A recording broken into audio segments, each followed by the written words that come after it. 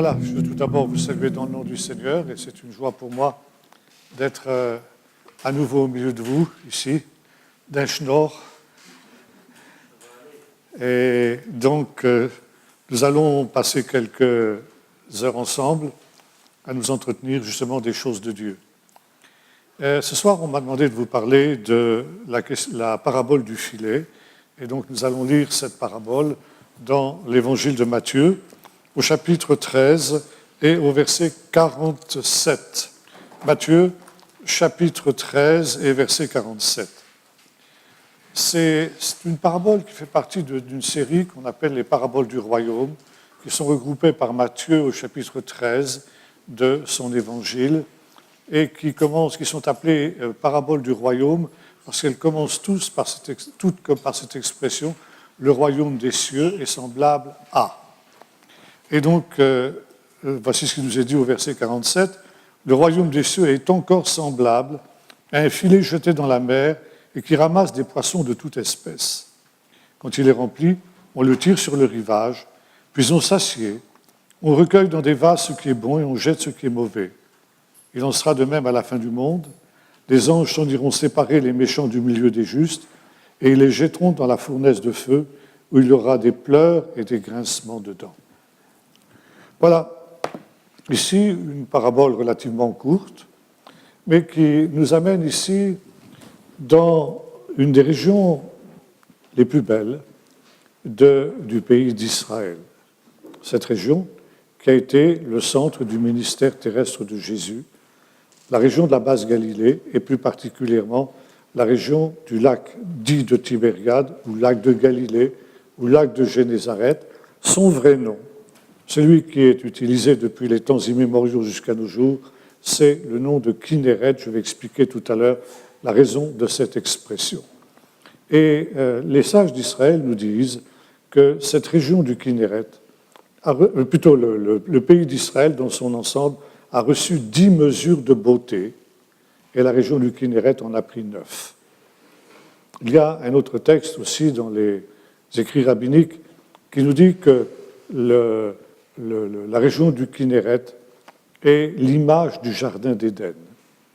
Et quand on arrive dans cette région, alors on est dans l'antichambre en quelque sorte du paradis.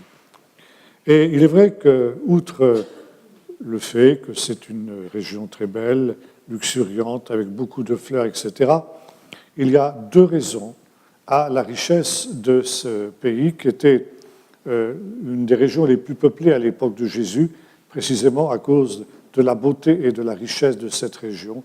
Jésus, donc, s'était venu s'y établir parce qu'il était assuré d'avoir dans cette région un public important, vu la grande population, le degré de population important qu'il y avait dans cette région. Il y avait 2 raisons à cela. Première chose, une agriculture très riche, due au fait que nous sommes dans une région volcanique et où, par conséquent, la terre est très riche. Et une des activités essentielles sur le plan économique de toute cette région à l'époque de Jésus, c'était évidemment l'agriculture, comme c'est d'ailleurs encore le cas de nos jours. Et la deuxième raison, c'était la pêche. Le lac de Kinéret est un des lacs les plus poissonneux du monde et on compte 18 espèces différentes de poissons indigènes. À l'époque de Jésus, donc 18 espèces de poissons sur lesquels nous allons nous entretenir effectivement aussi dans un instant. Et Jésus était un homme qui était proche du peuple et Jésus employait souvent un langage qui était compréhensible aux gens auxquels il s'adressait. Jésus était un homme de la campagne. Il avait été élevé dans la petite ville de Nazareth, qui était effectivement proche de la campagne, à l'inverse de Paul, qui était un citadin, et qui va prendre souvent des images dans ses écrits tirées justement de la vie urbaine, par exemple des activités, même des activités sportives, etc. Jésus, lui, va utiliser des images qui sont tirées de la nature et qui sont tirés des activités qui touchent au travail de la campagne. Et notamment dans les paraboles qui signifient en hébreu exemple, l'hébreu parabole se dit machal, ça veut dire des exemples. Et Jésus va tirer ces paraboles souvent de ces deux activités qui sont propres à la région du Kinneret, l'agriculture et la pêche. L'agriculture, tout le monde connaît une des paraboles les plus célèbres de Jésus, on pourrait même dire la parabole la plus célèbre de Jésus, qui est la parabole du semeur, tirée donc de la vie agricole. On trouve aussi une autre parabole qui fait d'ailleurs suite à cette parabole du semeur, qui est la parabole du bon grain et de l'ivraie. Et puis, il y a des paroles plus petites de Jésus qui ont trait aussi à la vie agricole. Et puis, il y a aussi des paraboles sur la pêche, parce qu'encore une fois, la pêche était une des activités essentielles de la région du Kinneret, et la parabole qui nous intéresse ce soir est effectivement une parabole qui touche à cette activité spéciale qu'était la pêche. La pêche dans le lac du Kinneret remonte à des temps extrêmement reculés. Et les chercheurs sont arrivés à la conclusion que c'était les Phéniciens, qui étaient un peuple de marins installés dans les villes de Tyr et Sidon, qui, le premier, a installé au bord du lac de Kinneret des pêcheries. Et les Phéniciens ont appelé ce lac, l'unique lac qu'il y a dans toute cette région, un lac relativement petit, qui n'est pas beaucoup plus grand que le lac d'Annecy, pour ceux qui connaissent, mais qui est un lac extrêmement profond et un des lacs les plus poissonneux du monde. Eh bien, les Phéniciens ont appelé cette région Kinneret, du mot Kinnor, qui était le nom d'une de leurs divinités musiciennes, et notamment d'une divinité qui jouait de la lyre. Et lyre, en phénicien comme en hébreu, se dit Kinnor. Et la raison pour laquelle cette région a été appelée le lac de la lyre, finalement, c'est son nom, le lac de la lyre. Eh bien, il y a deux explications à cela. Si vous regardez une carte, vous voyez que, grosso modo, la forme du lac de Kinneret est celle d'une lyre. Et puis la deuxième raison, si vous avez l'âme poétique, c'est parce que les vagues qui viennent se briser sur la berge sont aussi mélodieuses que le son d'une lyre. Voilà. Et lorsque les Israélites sont arrivés dans cette région, après les Cananéens, ils ont trouvé déjà établi dans toute cette région beaucoup de pêcheries. Et le Talmud, les écrits rabbiniques, nous disent que Josué, quand il a fait le partage du pays d'Israël entre les tribus, a en quelque sorte attribué la région du lac essentiellement à la tribu de Nephtali et accessoirement à la tribu de Zabulon. Et bien que ce ne soit pas directement écrit dans la Bible, c'est vraisemblablement une tradition qui a toutes les chances d'être historique, le Talmud nous dit que Josué a accordé le monopole de la pêche au filet à la tribu de Nephtali, mais que les autres tribus avaient le droit de pêcher dans le lac, mais seulement pêcher à la ligne. La pêche au filet était une exclusivité de la tribu de Nephtali. Néanmoins, quand nous lisons l'Écriture, ce que les chrétiens appellent l'Ancien Testament, il n'est pratiquement jamais question de pêche dans l'Écriture. Il y a en fait un seul passage où il est question de pêche et de filet. C'est dans le livre du prophète Habakkuk, où il nous est dit que les ennemis eschatologiques, les ennemis qui viendront au temps de la fin et qui ont été ensuite identifiés avec les Romains, sont des gens qui sacrifient à leur filet comme si le filet était une divinité. On a retrouvé des filets de cette époque-là, mais encore une fois, il ne semble pas qu'à l'époque du premier temps, la pêche ait joué un très grand rôle dans la vie du peuple d'Israël. Tout change, évidemment, lorsque nous arrivons dans le Nouveau Testament.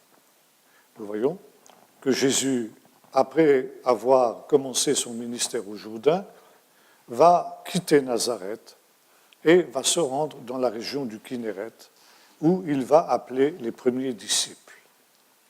Et là, nous voyons Jésus qui arrive dans cette région du lac où des pêcheurs sont en train soit de pêcher, soit de réparer leur filet.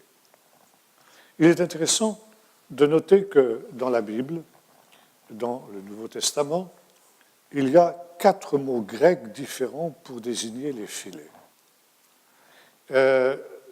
C'est quelque chose qui n'a pas empêché les traducteurs beaucoup de dormir.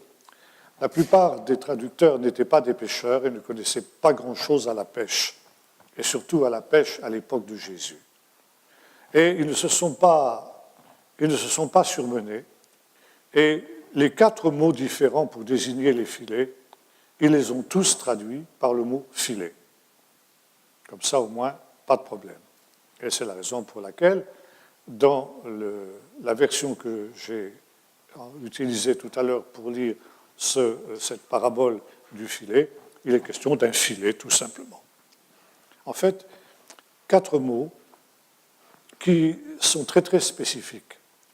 Et j'ai eu le privilège d'avoir un ami très cher, qui est malheureusement décédé maintenant, qui a été 50 ans pêcheur dans le lac. Et qui, pour moi, c'était un érudit, était la référence, l'autorité en matière justement de ce que les évangiles nous disent de la pêche. Et jamais personne n'a approché comme lui toutes ces subtilités de la pêche dans le Nouveau Testament. Et on assiste, quand on lit le Nouveau Testament et les récits qui touchent autour de la pêche, nous nous rendons compte combien les auteurs du Nouveau Testament étaient des gens qui avaient au contraire des traducteurs une connaissance approfondie de toutes les techniques de pêche qui étaient utilisées à l'époque de Jésus pour pêcher dans le lac. Et ils nous ont rendu toutes ces choses. C'était des spécialistes, c'était des habitués de la pêche dans le lac. Autrement dit, c'était des professionnels de la pêche. Et je voudrais évoquer très brièvement ces 4 types de filets. Et vous précisez le moment où il en est question. Le premier de ces filets, c'est ce que l'on appelle le filet épervier. Le filet épervier, c'est un filet, grosso modo, qui a une forme de cloche. C'est un filet qui remonte à une très très haute antiquité. On le trouve déjà représenté, par exemple, dans des bas-reliefs égyptiens, et on le retrouve aussi, bien sûr, chez les Phéniciens. Ce filet, il est lesté dans le bas, qui fait une espèce de cercle comme ça. Et aujourd'hui, ce filet, c'est encore un filet qui est utilisé pour la pêche sportive. Il n'est plus guère utilisé pour la pêche commerciale, mais uniquement pour la pêche qui est un hobby. Aujourd'hui, le filet est lesté avec des lestes de plomb. Mendelnoun, le pêcheur du lac dont je vous parlais tout à l'heure, mon ami, a découvert quelque chose de très intéressant.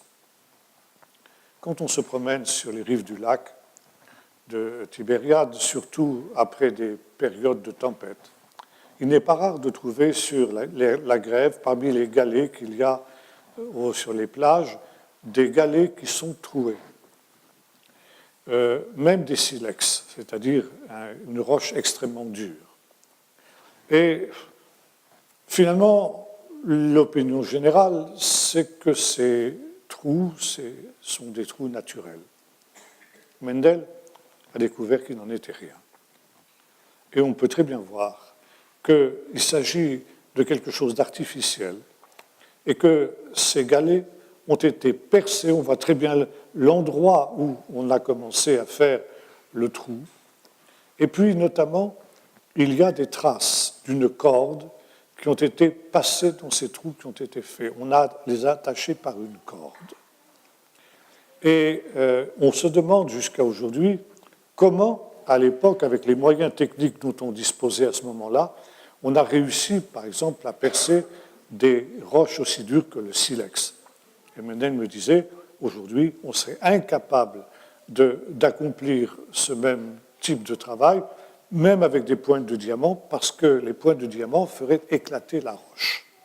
Bon, Mendel a découvert plus ou moins les moyens qu'on utilisait à l'époque, c'est assez complexe, je ne vais pas entrer dans tous ces détails-là, mais cette découverte l'a intrigué. Et il les a rapprochés à ces bas-reliefs égyptiens dont je vous parlais tout à l'heure, qui montraient des dessins de scènes de pêche, et notamment de pêche au filet.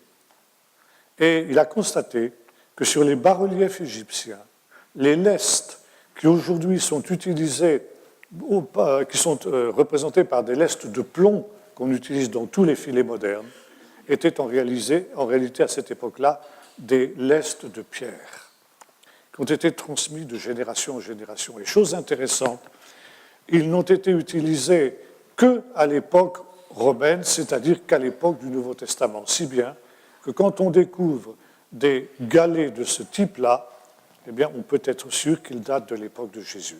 S'il vous arrive d'aller en Israël et d'avoir un peu de temps à faire des recherches au bord du lac, vous pouvez éventuellement trouver des pierres percées de ce type-là. Ne les rejetez pas. C'est quelque chose qui est très précieux parce que c'est peut-être des pierres qui ont été utilisées par les apôtres ou en tout cas par des gens qui en étaient proches et qui datent en tout cas de l'époque de Jésus, à coup sûr. Donc ici, le filet épervier est un filet qui a cette forme de cloche. On le met sur son épaule, en général il est utilisé près de la côte, et il y a un geste très particulier qu'il faut faire pour jeter le filet, d'où l'expression « jeter le filet ».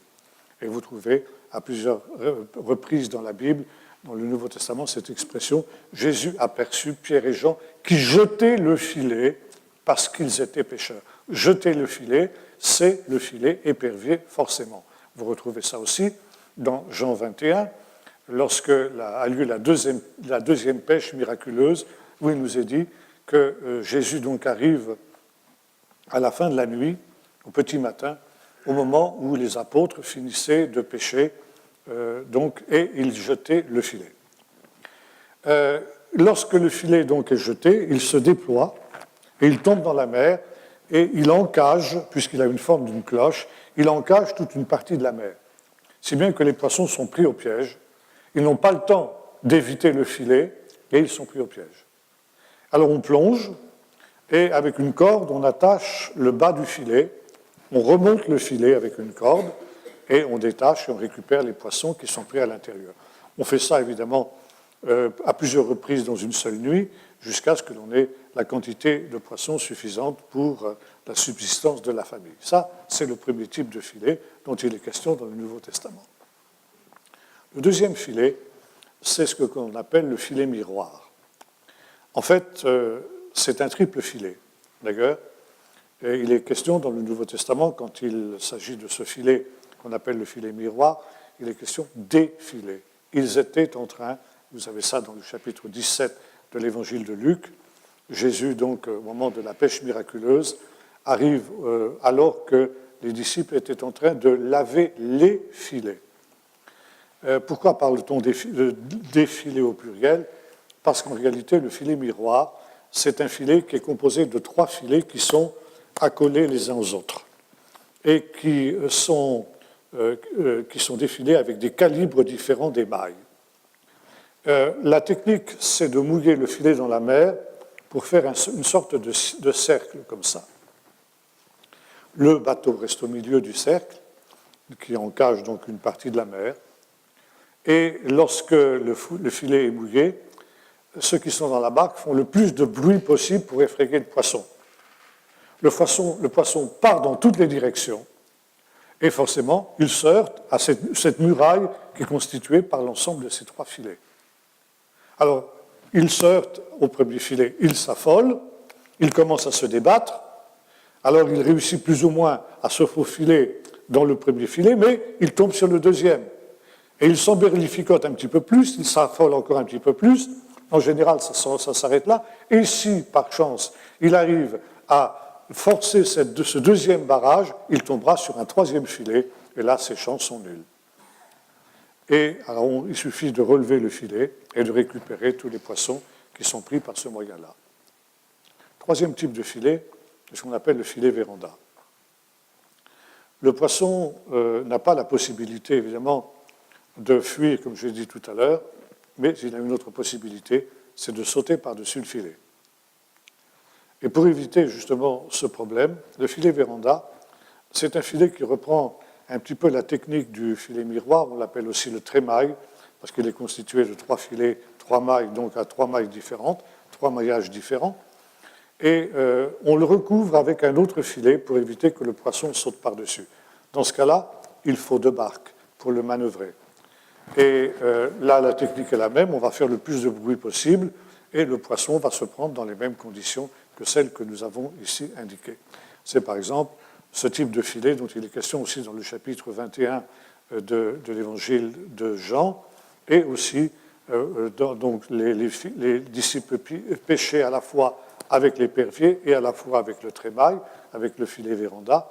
Il est question aussi du filet véranda dans le récit de la première pêche miraculeuse qui a eu lieu donc au moment de la venue de Jésus. Un petit détail. Quand on parle de la pêche miraculeuse, par exemple, le miracle n'était pas le fait que les disciples aient pris une grande quantité de poissons. On a pu identifier avec plus ou moins de précision l'endroit où a eu lieu le miracle de la pêche miraculeuse, c'est le port de Tapra, qui se trouve situé à 4 km au sud de Capernaum. Là, Mendelnoun, mon ami, a découvert le reste d'un port important dont on peut voir encore les jetées, surtout quand le niveau du lac est assez bas, et qui était l'avant-port de Capernaum, qui était l'endroit industriel du port de Capernaum. Et là, cet endroit est aussi appelé en grec, jusqu'à nos jours, Heptapégon, ce qui veut dire en grec les 7 sources. Parce qu'il y a, à cet endroit, on peut très bien les voir, 7 sources qui descendent de la montagne, des sources thermales qui sont des sources chaudes qui se jettent dans le lac à cet endroit-là. Ce qui fait qu'à cet endroit, les eaux du lac sont plus chaudes qu'ailleurs. Si bien que les poissons du lac, qui sont en général, je vais en parler dans un instant, des poissons tropicaux, qui sont des poissons des mers chaudes, vivent très bien dans le lac pendant la période de l'été, mais l'hiver, on n'est quand même pas dans une région vraiment tropicale, eh bien, c'est un peu juste pour les poissons tropicaux. Alors, qu'est-ce qu'ils font? Ils se rassemblent dans cette région de Tapra, parce que là, l'eau est plus chaude qu'ailleurs. Si bien que l'hiver, les pêcheurs, jusqu'à nos jours, vont pêcher dans cet endroit-là, où ils sont assurés d'avoir toujours une grande quantité de poissons. Le miracle n'est donc pas dans le fait que les disciples aient pris beaucoup de poissons, mais dans le fait qu'il les fait le jour. Aujourd'hui, c'est courant de pêcher le jour. Vous pouvez voir des barques de pêche ou des bateaux de pêche modernes qui pêchent le jour. Pourquoi? Parce qu'aujourd'hui, on a des filets de nylon. À l'époque biblique, on n'avait que des filets de coton.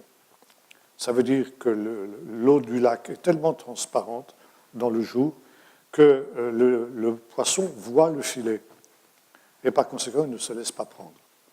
Si bien qu'à l'époque biblique, il était pratiquement impossible de pêcher le jour. Et c'est pourquoi toutes les pêches se faisaient la nuit, et ce fut le cas jusqu'à l'invention du filet de nylon, c'est-à-dire jusqu'en les années 50 du siècle dernier. Et Mendelnoun nous raconte que les premières années de son activité de pêche, il pêchait encore avec des filets de coton, comme à l'époque biblique. Et nous savons, dans le récit de la pêche miraculeuse, que c'est alors que le jour était levé depuis longtemps, que les disciples qui avaient pêché toute la nuit sans rien prendre ont reçu de l'ordre de Jésus de mouiller le filet. Et Pierre a émis une objection en disant « Seigneur, l'heure de la pêche est passée. J'ai aucune chance de prendre du poisson, mais parce que c'est toi qui le dis, je le ferai quand même. » Et l'on sait que ce fut le miracle. Et c'est vraiment un miracle d'avoir pris du poisson avec les filets dont on disposait à l'époque, dans une quantité pareille, dans cet endroit-là. Donc, ça, c'est les différentes techniques de pêche. Maintenant, il y a un quatrième type de filet, qui est celui qui nous intéresse ce soir. C'est ce que l'on appelle la seine.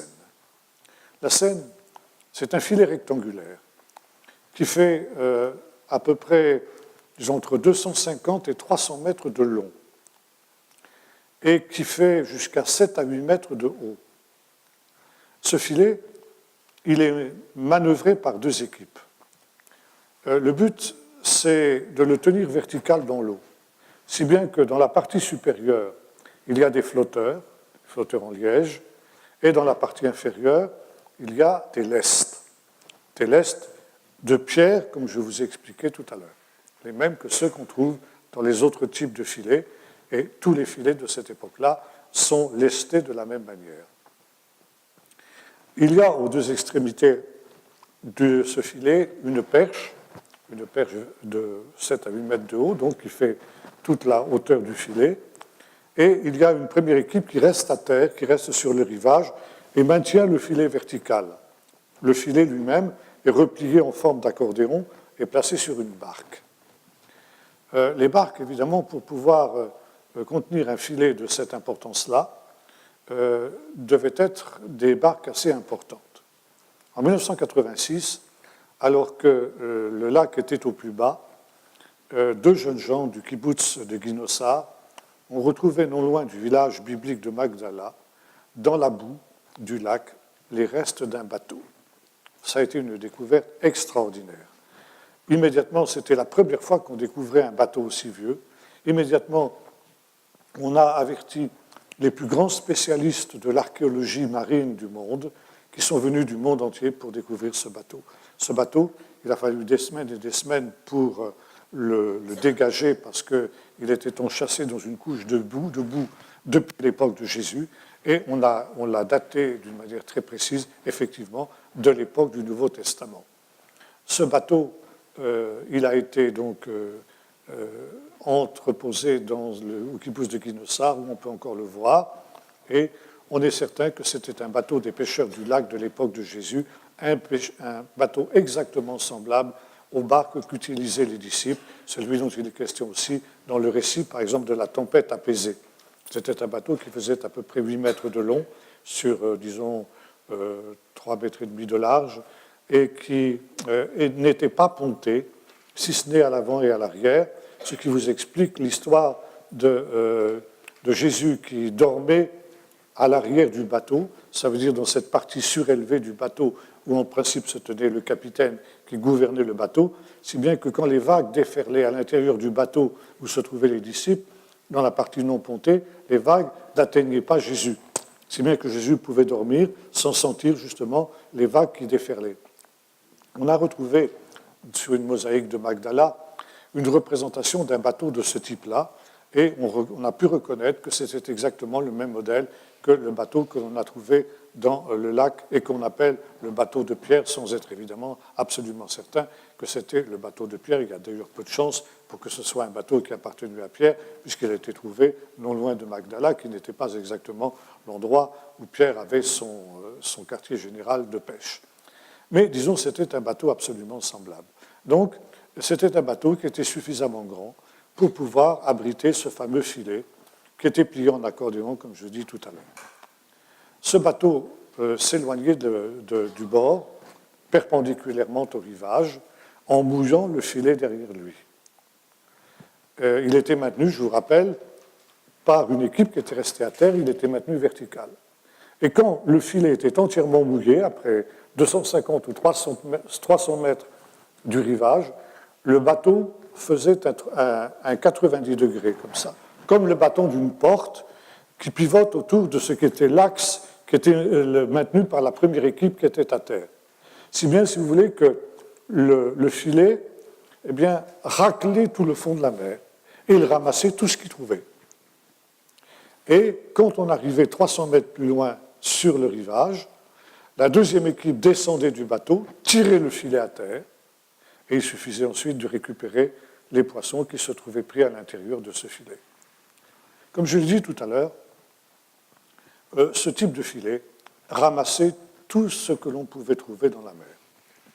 Par exemple, Jésus nous dira quelque chose de très intéressant. Il nous dira, qui de vous, si son fils lui demande un poisson, lui donnera-t-il un serpent? les serpents, ce sont des animaux qui nagent très bien. Et il n'était pas rare, il n'est pas rare encore de nos jours, de trouver dans les filets de pêche des serpents. Par conséquent, quand on tire le filet sur le rivage, il faut faire le tri. Et puis, il faut faire le tri aussi pour une autre raison. C'est que dans la loi juive, qu'on trouve décrite dans le livre du Lévitique, les Juifs n'ont pas le droit de manger n'importe quel poisson. Et là, je voudrais vous parler quelques instants d'un certain nombre de poissons que l'on trouve dans le lac. Il y avait à l'époque biblique, vous est-il dit, je l'ai dit tout à l'heure, 18 types de poissons indigènes différents. Aujourd'hui, on trouve à peu près 50 espèces de poissons parce qu'on a importé des poissons d'un peu d'ailleurs pour renouveler un peu la population des poissons du lac. Mais à l'époque de Jésus, il y avait 18 types de poissons essentiellement. Le poisson le plus célèbre jusqu'à nos jours, le poisson du lac, c'est ce qu'on appelle le Saint-Pierre. Si vous êtes allé en Israël, vous avez certainement dégusté ce poisson dans un restaurant qui se trouve dans cette région du Kinneret. Pourquoi l'appelle-t-on le Saint-Pierre? Parce que c'est un poisson qui, en principe, a été celui dont il est question dans le seul incident d'une pêche à la ligne qui nous est rapporté dans le Nouveau Testament. Le Nouveau Testament nous parle souvent de pêche au filet, mais une seule fois seulement, il nous parle de la pêche à la ligne. C'est lorsque Jésus doit payer le tribut, le demi-cycle, le demi-denier au temple, demi-shekel. Il ordonne à Pierre d'aller au lac, de tirer à la ligne le premier poisson qui viendra, de lui ouvrir la bouche, et dans la bouche, il trouverait une pièce de monnaie qui lui permettrait de payer le tribut pour lui et pour Jésus. Et la tradition, jusqu'à nos jours, veut que ce soit ce poisson dont le nom scientifique est le amnon, le tilapia. Amnon, c'est en hébreu, excusez-moi. En français, ça s'appelle le tilapia. Le tilapia, c'est un poisson tropical. Et nos frères africains connaissent très bien ce poisson, parce que précisément, étant un poisson tropical, ils ont l'habitude de le manger là-bas. On le pêche sur les côtes, le long des côtes de l'Afrique.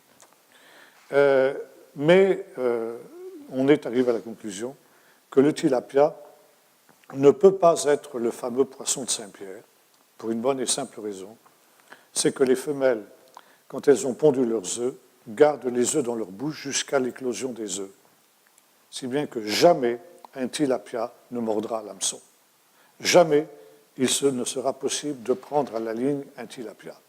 Donc on est sûr d'une chose, c'est que le soi-disant Saint-Pierre n'est pas le Saint-Pierre. Par contre, il y a dans le lac différents types de carpes.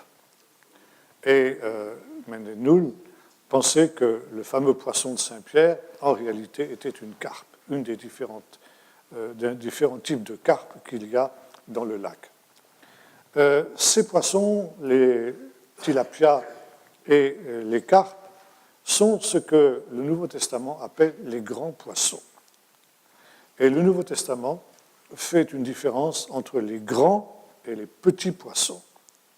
Par exemple, dans le chapitre 21 de l'évangile de Jean, il nous est dit que quand a eu lieu la deuxième pêche miraculeuse, et les apôtres ont ramené dans leur filet 153 grands poissons. Et les grands poissons sont les carpes et les tilapias. À côté de cela, il y a ce que la Bible appelle les petits poissons.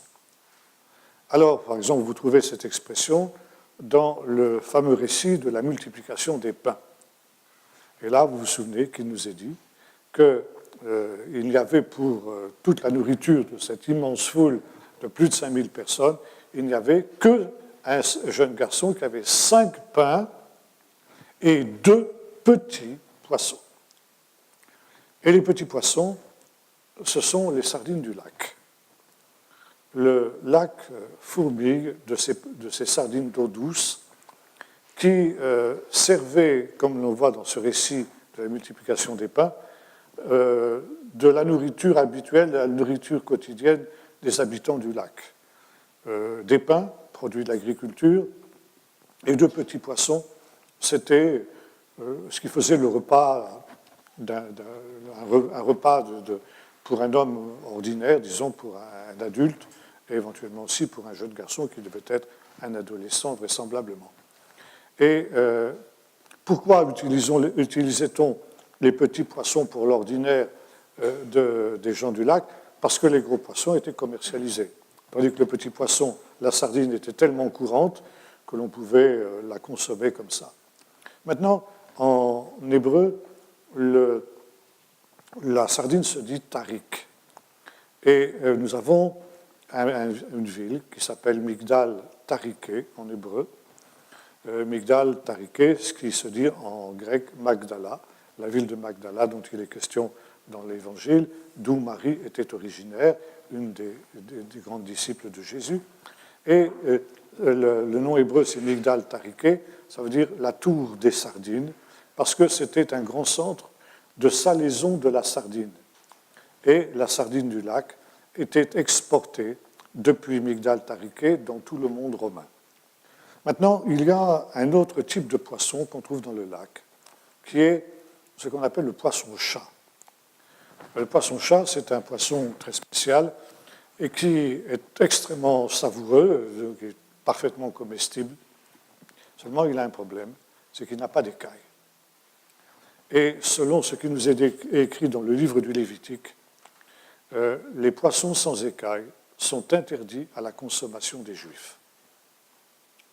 Et sur toute cette région occidentale de la rive du lac, les pêcheries étaient toutes des pêcheries qui étaient tenues par des Juifs. De l'autre côté du lac, ça veut dire sur la rive orientale, qui était bordée par un certain nombre de villes grecques qu'on appelait les villes de la Décapole, c'est-à-dire une ligue de 10 villes grecques qui n'étaient pas sous l'autorité directe du royaume de Judée, nous avions affaire à des pêcheries qui étaient tenues par des non-juifs. C'est la raison pour laquelle, par exemple, quand Jésus va traverser le lac pour se rendre sur la rive orientale, il va rencontrer des troupeaux de porcs, parce que nous nous trouvions dans un pays païen. Et vous savez que le possédé de Gadara, comme on l'appelle, ou de Gerasa, selon certains autres évangiles, qui était animé par une légion de 3000 démons. Quand les démons vont sortir de lui, ils vont aller se précipiter dans les porcs qui étaient en train de paître et qui vont se précipiter dans le lac. Et ça aurait été impensable, évidemment, de trouver une scène pareille sur la rive occidentale du lac, dans la mesure où sur la rive occidentale, il n'y avait que des Juifs. Par conséquent, l'élevage du porc était interdit aux Juifs et la consommation du porc encore plus, le porc étant un animal impur. Et c'est aussi ce qui se passe pour ce qui concerne la pêche.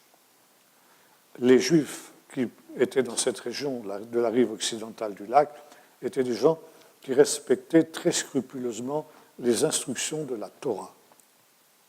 Et non seulement ils ne consommaient pas de porc, mais en plus de ça, ils ne consommaient pas de poisson avec des écailles. Par conséquent, ils ne consommaient pas le poisson-chat. Et c'est encore le cas aujourd'hui dans toute cette région du lac. Et c'est la raison pour laquelle, encore aujourd'hui, quand on a ramené les filets sur le sol, comme je le disais tout à l'heure, eh bien, on fait le tri entre les poissons. Entre ce qu'on appelle les poissons cachers, c'est-à-dire les poissons comestibles pour les Juifs, parce qu'ils ont des écailles, à savoir essentiellement, comme nous l'avons dit, les tilapias et les carpes, et les poissons non cachers, c'est-à-dire les poissons-chats, qui vont être rejetés à la mer avec les serpents, puisqu'on récolte aussi pas mal de serpents dans ces cas-là. À noter, dernier point, qu'après plusieurs séances de pêche, on pouvait jeter le filet, disons, plusieurs fois dans la nuit, et 40% de la production, d'ailleurs, de la pêche revenait au patron de l'entreprise. Le reste était divisé entre les différents ouvriers. Il arrivait, évidemment, que ces filets pouvaient s'abîmer. Le filet, c'était quand même quelque chose d'assez fragile. Donc, après chaque séance de pêche, le matin, avant d'aller dormir, les pêcheurs étendaient les filets et puis les lavaient et les réparaient. Vous avez ça dans le chapitre 17 de l'évangile de Luc, où il nous est dit que Pierre et Jean ont été appelés par le Seigneur au moment où ils étaient en train de réparer les filets. Bon, un filet de 300 mètres de long, vous comprenez qu'il faut un certain espace pour ça. Et il y avait donc, on a retrouvé, le long de la mer, le long de la côte, entre Tapra, l'endroit du miracle, de la pêche miraculeuse, et Capernaum, une jetée, on appelle ça une promenade, qui faisait rejoindre Tapra-Capernaum sur une distance, comme je l'ai dit tout à l'heure, d'environ 4 km. Donc il y avait de l'espace pour étendre les filets. Et les récits évangéliques, où il est question de l'appel des disciples qui étaient en train de réparer leurs filets, se sont produits à cet endroit-là. Et on sait exactement où les scènes évangéliques ont pu avoir lieu. Bon, voilà, j'ai à peu près ici dit l'essentiel en ce qui concerne la pêche dans le lac à l'époque du Nouveau Testament. Maintenant, je reviens à notre parabole ici du chapitre 13 de l'évangile de Matthieu. Manifestement ici, ce que nous avons à faire, c'est à une séance de pêche à la Seine. Donc ce filet de 250 à 300 mètres de long dont j'ai parlé. Et Jésus ici dit « Le royaume des cieux est semblable à ce type de filet-là. » Pas aux autres types de filets, mais à ce type de filet-là. Pourquoi ? Parce que ce filet, il est celui qui ramasse toutes sortes de poissons. Il racle tout dans la mer et il ramasse tout, y compris d'ailleurs ce qui n'est pas du poisson, ce qui peut être aussi, nous l'avons vu, des serpents. Et toute cette population qui a été capturée dans le filet est ramenée sur la terre. Et il faudrait évidemment avoir le temps de comparer cette parabole avec les paraboles qui ont trait à la vie agricole, qu'on trouve dans le même chapitre, la parabole du semeur, par exemple, ou la parabole du bon grain et de l'ivraie, et voir que nous avons ici le même schéma. Et le schéma, c'est ce qui concerne le royaume des cieux. L'expression royaume des cieux, elle est spécifique à Matthieu, il est le seul à l'employer. Et la notion du royaume des cieux, c'est quelque chose qui est central dans l'évangile de Matthieu, au point qu'on a pu appeler l'évangile de Matthieu l'évangile du royaume. Le royaume des cieux, pourquoi royaume des cieux et non pas royaume de Dieu, comme on trouve par exemple dans les autres évangiles, synoptiques en tout cas? Eh bien, pour deux raisons. La première, parce que les Juifs, parce que l'évangile de Matthieu est destiné à des Juifs. Il est écrit par un Juif, Lévi, le péager de Capernaum, et il est destiné à des Juifs. Et les Juifs, pour ne pas violer le commandement « Tu ne prendras pas le nom de l'Éternel ton Dieu en vain », évitent de prononcer le nom de Dieu jusqu'à nos jours. Alors on emploie des périphrases. Quand on rencontre le nom de Dieu dans la lecture publique de la Bible, par exemple, on le change par Adonai, le Seigneur, ou Hachem, le nom, ou bien encore Hashamaim, le ciel. Donc, dire royaume des cieux, c'est une autre manière de dire royaume de Dieu sans employer le nom de Dieu. Puis il y a une deuxième raison pour laquelle Matthieu emploie l'expression royaume des cieux. C'est parce que ce royaume, il viendra par une intervention directe de Dieu. Il ne viendra pas par l'intervention des hommes. Et ça, c'est toujours la tentation des hommes, d'instaurer par eux-mêmes le royaume de Dieu. C'était déjà la tentation qu'il y avait chez certains juifs de l'époque de Jésus, qu'on appelle les zélotes, ce qui a conduit à la grande révolte contre les Romains et à la destruction de Jérusalem de 66 à 70. C'est jusqu'à nos jours la tentation de l'islam. L'islam a pour but d'instaurer sur le monde entier le royaume de Dieu par la force de l'épée. Ce fut la tentation de l'Église du Moyen-Âge jusqu'à la Réforme, et encore, à Genève, Calvin avait la même visée. Et puis, c'est la tentation de tous les totalitarismes modernes, l'hitlérisme, le marxisme, le maoïsme et toutes ces idéologies mortifères que nous avons connues dans le siècle dernier. C'est toujours cette tentation humaine d'instaurer le royaume de Dieu par la force et par la puissance humaine. Dire royaume des cieux, ça veut dire ce royaume, il ne viendra pas des hommes, il sera un don de Dieu qui descendra du ciel autant que Dieu aura choisi. Et ce royaume de Dieu, ou ce royaume des cieux, qui sera un temps où la puissance de Dieu se manifestera d'une manière telle qu'il n'y aura plus de souffrance, qu'il n'y aura plus de mort, que l'on reviendra à l'état de l'Éden avant la chute. C'est ça le royaume de Dieu. Eh bien, il vient en 2 temps pour Jésus. Chose que Jean-Baptiste a eu beaucoup de mal à comprendre, tellement que dans sa prison, il a douté même de la messianité de Jésus. Et vous vous souvenez qu'il a envoyé des messagers pour demander « Es-tu celui qui vient ?» C'est un des noms du Messie, Abba en hébreu, ou bien devons-nous en attendre un autre? Et Jésus va répondre en faisant des miracles.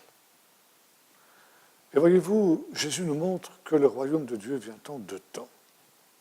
Si nous voulons reprendre, par exemple, les paraboles sur la vie agricole, la parabole du semeur ou la parabole du bon grain et de l'ivraie, il y a un premier temps qui est le temps des semailles. Les semailles dans la Bible, c'est un temps difficile, c'est un temps de souffrance et de douleur. Et le psaume 126, par exemple, nous dit que ceux qui sèment avec larmes moissonneront avec chant d'allégresse. On sème toujours dans les larmes. Et le temps des semailles correspond à la première venue de Jésus. Et il ne faut donc pas s'attendre à ce que ce soit pendant cette première venue de Jésus qu'ait lieu cette grande transformation, cette grande révolution qui aura lieu dans le monde que les prophètes ont annoncé, c'est-à-dire l'établissement de ce règne de Dieu qui sera manifesté par ce que la Bible appelle le renouvellement de toutes choses, le retour à l'Éden. Ce sera un temps au contraire de combat, ce sera un temps de lutte, ce sera un temps difficile. Puis viendra un deuxième temps, qui sera le temps de la moisson. Et si le temps des semailles est un temps de larmes, le temps de la moisson est un temps d'allégresse, de chant et de joie. Et là, cela correspond à la deuxième venue de Jésus. Et si la première venue de Jésus est un temps difficile où l'on sème dans les larmes, le retour de Jésus sera un temps d'allégresse parce que ce sera le temps du triomphe et ce sera le temps de la manifestation de la gloire de Dieu. Et si nous reprenons maintenant la parabole du filet, nous voyons que la parabole du filet reprend exactement le même schéma, ça veut dire d'un royaume qui vient en 2 temps. Un premier temps où le filet donc, est mouillé dans la mer et il ramasse toutes sortes de poissons, nous dit notre texte. Les bons et les mauvais, les poissons cachers, les non cachers, les serpents, toutes les cochonneries qu'on peut trouver dans la mer, éventuellement des algues, des plantes, etc. Tout. Il ramasse tout. Il n'y a aucune discrimination, aucune différence. Puis, il y a un deuxième temps, qui est le temps d'un grand tri, où ne sont gardés que les poissons cachers. Jésus ici complète ce qu'il a dit dans les paraboles sur la vie agricole, en disant, eh bien, le temps où le filet est jeté dans la mer et où il ramasse toutes sortes de poissons correspond au temps des semailles, des paraboles où il est question de la vie agricole. Et Jésus nous montre ici que finalement ce filet, c'est quoi? C'est exactement comme dans la parabole du semeur, c'est la parole de Dieu. La parole que Jésus prêche.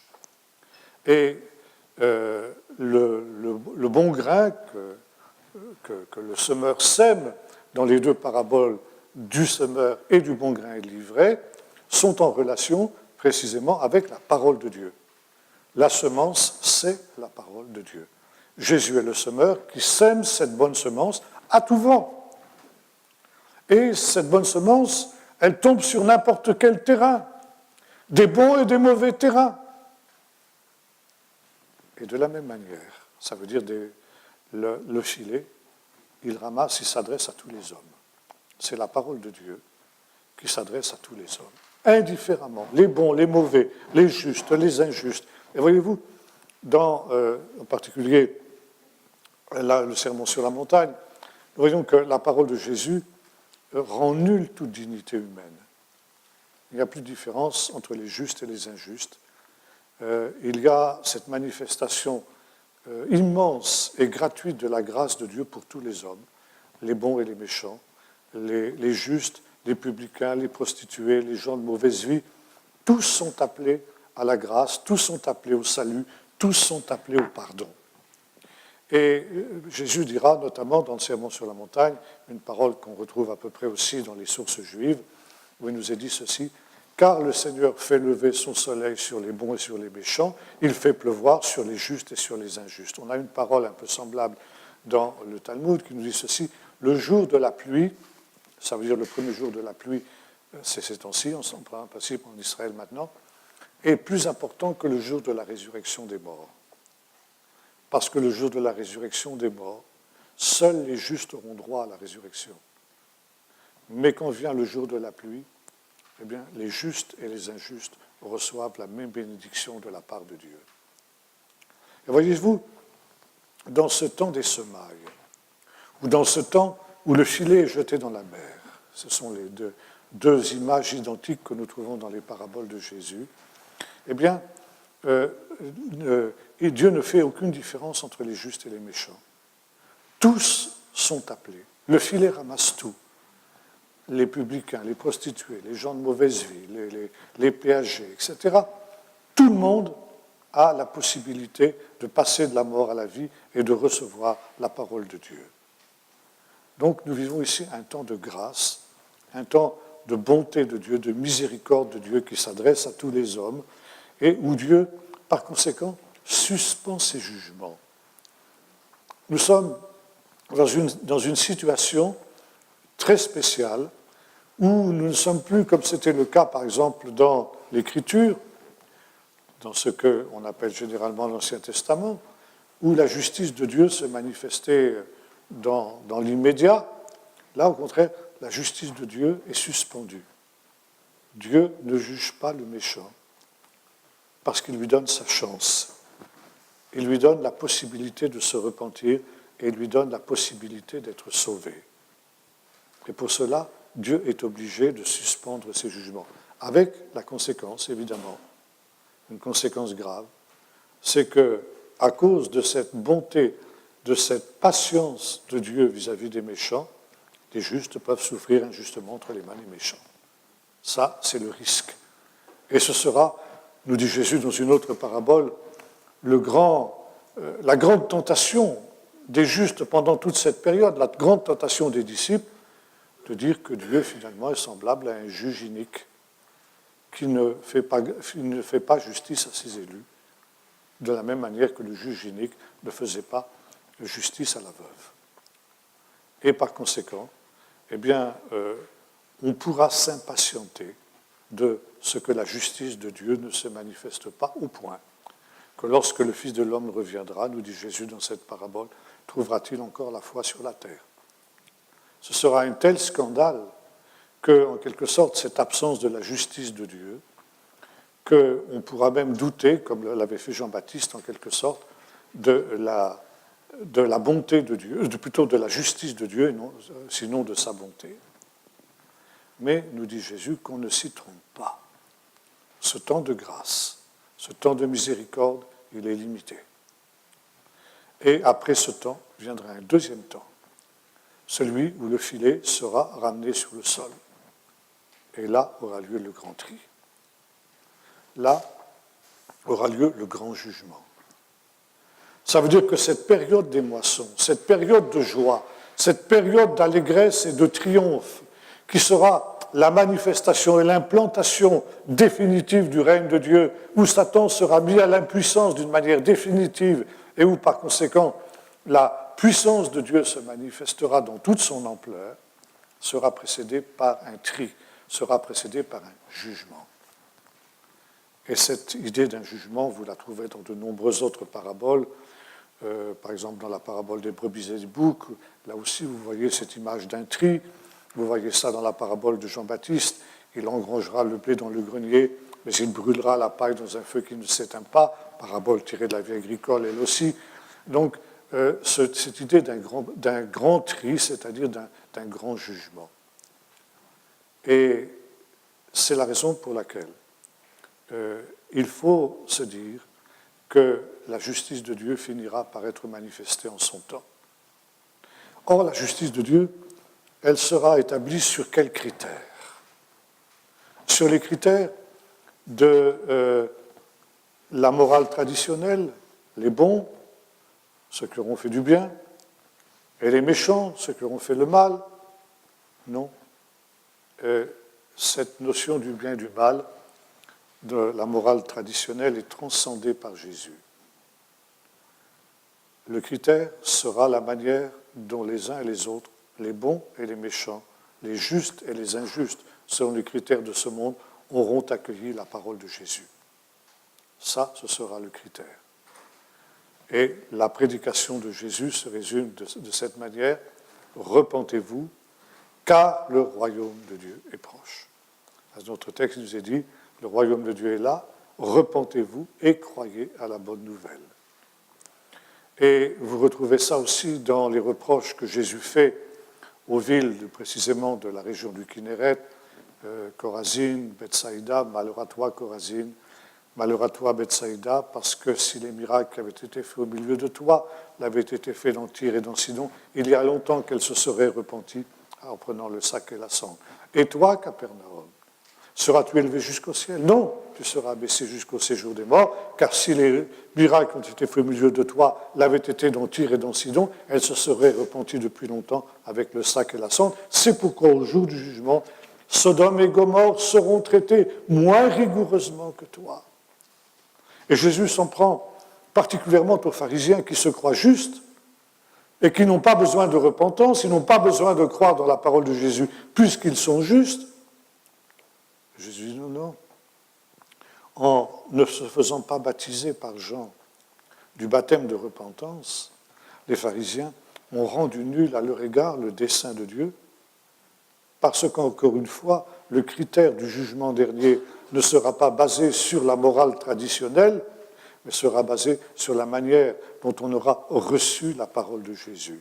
Et ce jour-là, des païens, tels que les gens de Ninive, qui eux se sont repentis à la prédication de Jonas, condamneront les gens de la génération de Jésus qui n'auront pas cru. Et la reine du Midi se lèvera au jour du jugement avec les hommes de cette génération, la condamnera parce qu'elle est venue des extrémités de la terre pour voir la sagesse de Salomon, et elle est ici plus que Salomon. Alors voyez-vous, ici nous sommes dans une autre dimension, où ce qui fait la différence, c'est la parole de Jésus. Et c'est la raison pour laquelle, avant que l'on entre dans cette dispensation nouvelle du royaume de Dieu, eh bien les anges feront le tri entre les justes selon ce critère-là et les injustes selon ce critère-là, comme les pêcheurs du lac font la différence entre les poissons cachers et les poissons non cachers, les poissons tilapia, carpe et les poissons chats. Alors voyez-vous, ici c'est une parabole qui évoque effectivement les choses dernières.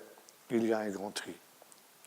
Et parce que justement, ce tri peut se produire à tout moment, nous ne savons pas combien de temps encore le filet a resté dans la mer, eh bien, c'est maintenant qu'il faut prendre une décision, dit Jésus.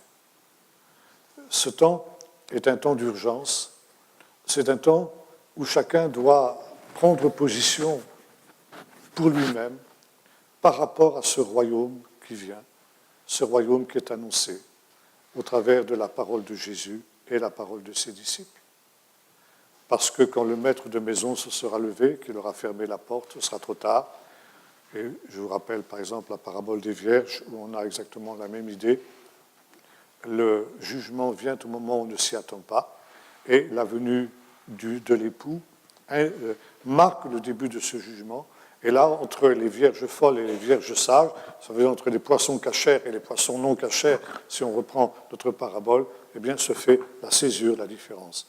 Et quand les vierges folles viennent maintenant, après avoir mis en ordre ce qui avait besoin de l'être, elles arrivent trop tard, la porte est fermée. Et par conséquent, il y a cette urgence eschatologique que l'on trouve dans les paraboles. C'est aujourd'hui qu'il faut prendre une décision pour ou contre le royaume de Dieu, parce que de cette décision va dépendre le sort de chacun dans ce temps du jugement, quand le filet aura été tiré sur le sol. Alors, je terminerai avec cette parole de Jésus. Jésus leur dit, verset 51, « Avez-vous compris tout cela ?» « Oui, répondirent-ils. Alors il leur dit, « C'est pourquoi tout scribe instruit de ce qui regarde le royaume des cieux est semblable à un maître de maison qui tire de son trésor des choses anciennes et des choses nouvelles. » Et voyez-vous, pour nous aujourd'hui, ce sont des choses anciennes et ce sont peut-être aussi des choses nouvelles. Et la question que Jésus pourrait nous poser est la même que celle des disciples. Est-ce que vous avez compris ces choses? Et si oui, alors, eh bien, vous êtes heureux à une condition, c'est que vous les mettiez en pratique. Nous allons prier.